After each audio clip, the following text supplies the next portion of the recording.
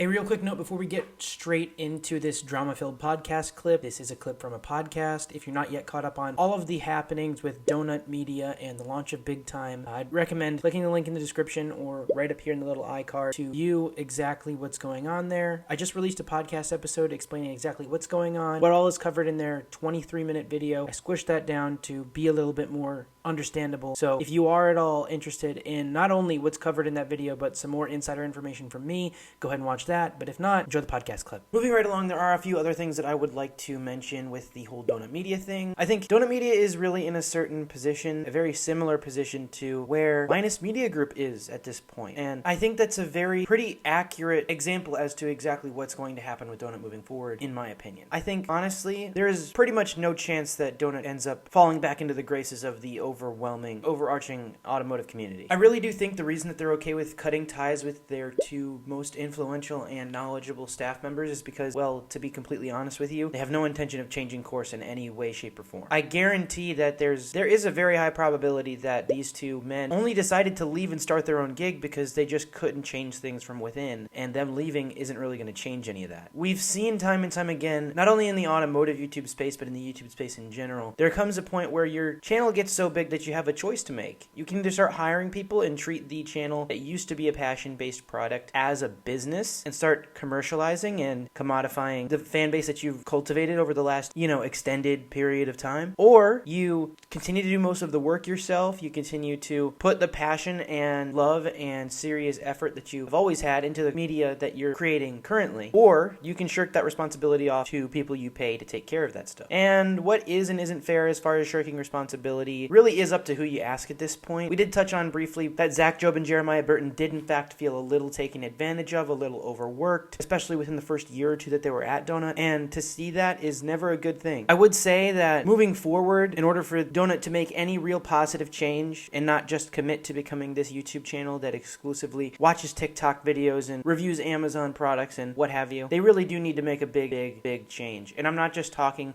building one car in the Inglewood Performance Lab and putting that out on the Baja. They need to go back to their roots. And in a sense, they need to get back to the personal content that everybody really started following and supporting them for. But I think in just the same way that all of the Linus Media Group content is sandwiched between ads, and the fact that Donut is getting sponsor spots for new cars from manufacturers now really does speak to exactly what the priority is over at Donut Media. From the way I understand it, they want to hire exclusively passionate people to overwork them, underpay them, and take advantage of their goodwill. They want to shove as many sponsor spots, do as much easy content as they can in order to get all of this pushed onto the YouTube channel. And to be completely fair with you, it's worked. They wouldn't be doing it if it didn't work. And I really do think that in the same way that a smart consumer votes with their wallet, we really do need to start voting with our voices. If we ever, and I mean ever, want Donut Media to make any usable, feasible, financial, or characteristic change, we need to put our voices out there. And I think the easiest way to do that, because not a lot of us, and myself included, have really any notable platform to do so, is supporting Big Time. As far as I understand, they're doing exactly what I suggest Donut do now. They're going back to an S13 build. They're doing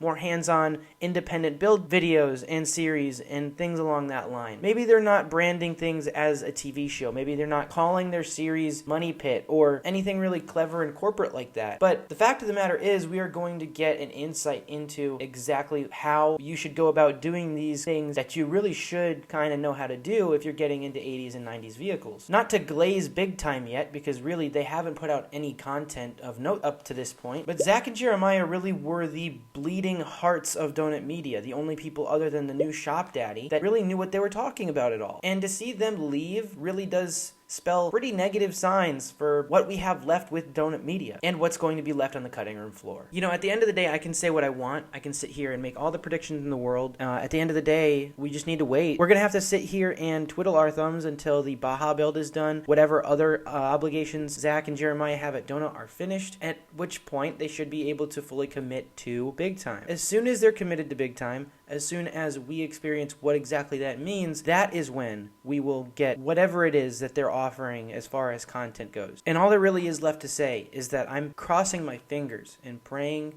to the God above that the content they make is good. We'll see you next week.